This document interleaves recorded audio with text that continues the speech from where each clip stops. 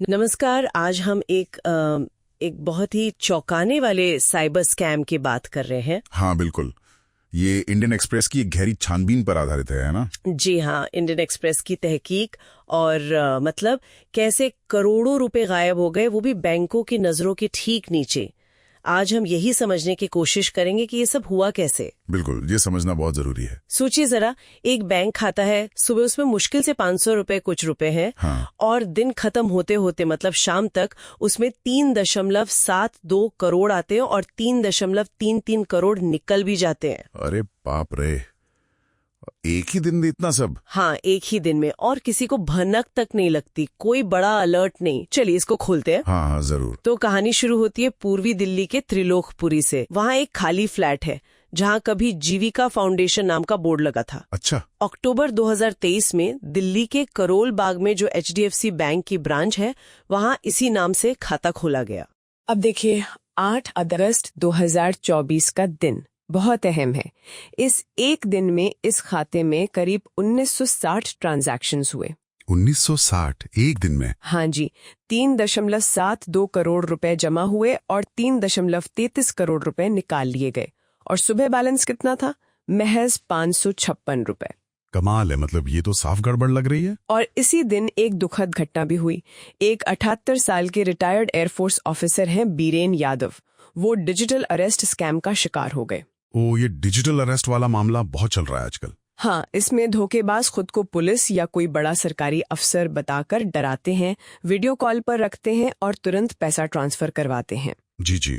तो यादव जी को मजबूर किया गया कि वो 42.5 लाख रुपए इसी जीविका फाउंडेशन वाले खाते में डालें। उनसे कुल मिलाकर 1.59 करोड़ रुपए ठगे गए अलग अलग खातों में। और देखिए, यही सबसे बड़ा सवाल उठता है, एक दिन में लगभग 2000 लेन देन, करोड़ों रुपए आ रहे हैं जा रहे हैं, और बैंकिंग सिस्टम में कोई बड़ा रेड फ्लैग क्यों नहीं? हाँ, यही तो। ये बिल्कुल म्यूल अकाउंट्स का केस लगता है। मतलब ऐसे खाते जो सिर्फ धोखाधड़ी का पैसा इधर उधर करने के लिए इस्तेमाल होते हैं। हाँ। अक्सर जिसके नाम पर खाता होता है उसे पता भी नहीं होता, या उसे गुमराह किया जाता है। और ये KYC प्रक्रिया, अपने ग्राहक को जानो, वो यहाँ कैसे फेल हो गई? HDFC ने खाता फ्रीज तो किया बाद में। हाँ, किया तो। लेकिन तब तक क्या फायदा? सिर्फ 38 लाख रुपए बचे थे उसमें, बाकी सब निकल गया। और इस जीविका फाउंडेशन का क्या? इसका कोई अता पता ही नहीं। मतलब रजिस्ट्रार ऑफ कंपनीज में कोई रिकॉर्ड नहीं है, कुछ भी नहीं। कुछ नहीं, बस एक फेसबुक पेज मिला जिस पर किसी डॉक्टर अमरेंद्र झा का नाम था। बाद में उन्होंने भी कहा कि मेरा इससे कोई लेना देना नहीं है। अच्छा, मतलब पूरी तरह से फर्जीवाड़ा। बिल्कुल। और अब ये एक खाता सोचिए, 6 राज्यों की पुलिस की जांच के केंद्र में है। गुरुग्राम, हैदराबाद, मणिपाल, चेन्नई, कोलकाता, सब जगह से शिकायतें आ रही हैं। एक और मामला देखिए गुरुग्राम का। यहाँ एक एडवर्टाइजिंग एग्जीक्यूटिव के साथ धोखाधड़ी हुई। 2 दिन में उनसे 5.85 करोड़ ठग लिए गए। 5.85 करोड़ 2 दिन में? हाँ। पैसा उनके HDFC खाते से गया झज्जर के एक 26 साल के बेरोजगार लड़के पीयूष के ICICI बैंक खाते में। तो ये पीयूष म्यूल अकाउंट होल्डर हुआ? लगता तो यही है। और इसमें जो बात चौंकाती है वो ये कि पीड़ित ने खुद बैंक जाकर HDFC की 2 ब्रांचों में जाकर RTGS किया। मतलब खुद जाकर बड़े अमाउंट ट्रांसफर किए। खुद बैंक जाकर? फिर तो बैंक वालों ने पूछा होगा। हाँ, रिपोर्ट तो यही कहती है। बैंक कर्मचारियों ने पूछा भी तो बहाना बना दिया गया मेडिकल इमरजेंसी का, और फिर उन्होंने ज्यादा सवाल नहीं किए। ये एक अहम बात है। अब देखिए, जिम्मेदारी कैसे एक दूसरे पर डाली जा रही है। हाँ। झज्जर की जो ICICI ब्रांच है जहां पीयूष का खाता था, वो कह रहे हैं कि भाई वो तो ऑनलाइन बैंकिंग करता था, तो हमारी तरफ से कोई अलर्ट क्यों जाता। हालांकि अब कह रहे हैं कि हमने अपने सिस्टम और सख्त कर दिए हैं। अच्छा। दूसरी तरफ हैदराबाद का एक बैंक है, श्रीनिवास पद्मावती बैंक। हाँ। गुरुग्राम वाले घोटाले का पैसा इनके यहाँ खोले गए 11 म्यूल खातों में गया था। 11 खाते? हाँ, 11। और वो बैंक अब ICICI पर उंगली उठा रहा है कि भाई तुमने इतने बड़े ट्रांसफर पर अलर्ट क्यों नहीं भेजा। अरे वाह। और सुनिए, इस हैदराबाद वाले बैंक के एक डायरेक्टर को गिरफ्तार भी किया गया है।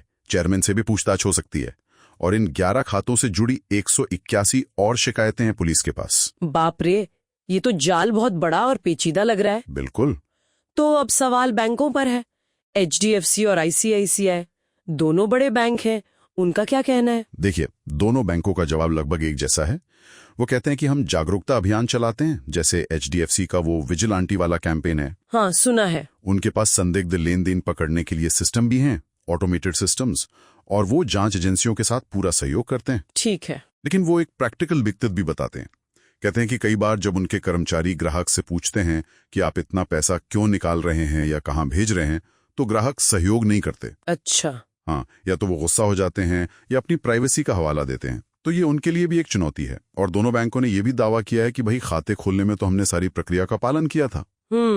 मतलब प्रक्रिया अपनी जगह है, पर अपराधी शायद उससे 2 कदम आगे चल रहे हैं। बिल्कुल, ये मामले यही दिखाते हैं कि केवाईसी हो, ट्रांजैक्शन मॉनिटरिंग हो, ये सब होने के बावजूद जो शातिर अपराधी हैं वो सिस्टम में कहीं ना कहीं कोई ना कोई लूप होल, कोई कमजोरी ढूंढ ही लेते हैं। सही बात है। और ये जो डिजिटल अरेस्ट जैसे नए तरीके हैं, इनमें इतनी तेजी से पैसा घूमता है, इतनी परतें होती हैं कि पीड़ित के लिए अपना पैसा वापस पाना लगभग नामुमकिन सा हो जाता है। हाँ, ये तो है। इसलिए बचाव मतलब जागरूकता और सावधानी, यही सबसे अहम लगता है फिलहाल। पर सवाल ये है कि क्या सिर्फ बचाव काफी है? तो कुल मिलाकर निचोड़ यही निकलता है इन खबरों से कि साइबर क्रिमिनल्स फर्जी पहचान, म्यूल अकाउंट्स और बैंकिंग सिस्टम की, कह सकते हैं, दरारों का फायदा उठाकर बड़े आराम से करोड़ों का चूना लगा रहे हैं। हाँ। और बेचारे पीड़ितों के लिए ना तो आसानी से न्याय मिल पा रहा है, न ही पैसा वापस। राह बहुत मुश्किल है। सही कहा। और यहीं पर एक बड़ा सवाल खड़ा होता है। जिस रफ्तार से टेक्नोलॉजी बदल रही है, जिस रफ्तार से ये धोखाधड़ी के तरीके बदल रहे हैं, क्या हमारे मौजूदा बचाव के तरीके काफी हैं? सोचने वाली बात है। या फिर हमें व्यक्तिगत स्तर पर और खासकर बैंकिंग सिस्टम के लेवल पर कुछ और बुनियादी, कुछ मजबूत बदलावों की जरूरत है ताकि लोगों की मेहनत की कमाई सुरक्षित रह सके? बिल्कुल, ये सवाल हम सबके लिए है। खैर, ऐसी ही और खबरों और उनके विश्लेषण के लिए आप हमारे YouTube चैनल को सब्सक्राइब कर सकते हैं। जी जरूर। तो आज के लिए बस इतना ही। आपसे जल्दी फिर मुलाकात होगी। नमस्कार। नमस्कार।